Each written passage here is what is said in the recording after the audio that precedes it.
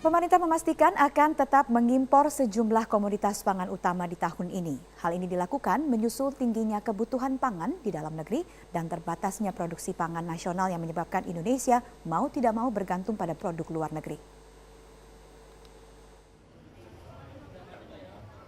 Indonesia sepertinya masih belum bisa lepas dari ketergantungan impor pangan.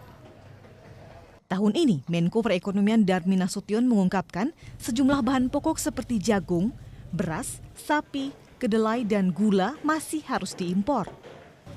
Darmin pun mengakui komoditas yang paling diperhatikan saat ini adalah beras, mengantisipasi dampak El Nino yang menyebabkan pergeseran musim tanam. Ada penundaan musim tanam terakhir yang Oktober, November itu, ya, lebih kurang sebulan atau lebih sedikit dari sebulan.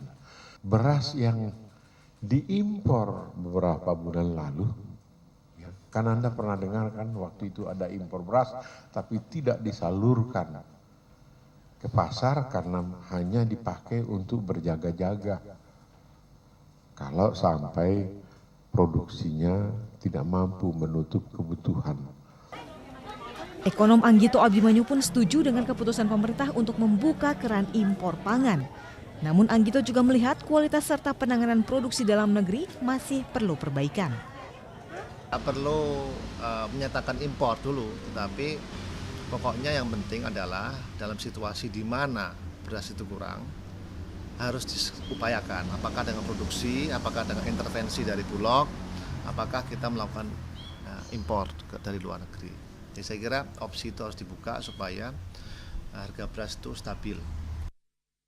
Menurut Menko Perekonomian Darmin Nasution, diperkirakan pada kuartal 1 2016, pemerintah akan mengimpor 600.000 ton jagung, 238.000 ton daging sapi potong, 600.000 ekor sapi hidup jenis bakalan, dan 2,9 juta ton gula kristal putih.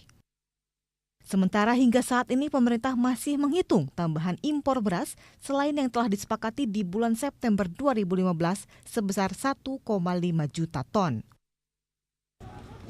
Dari Jakarta, Laraza Anissa, Arif Firmansyah, Metro TV.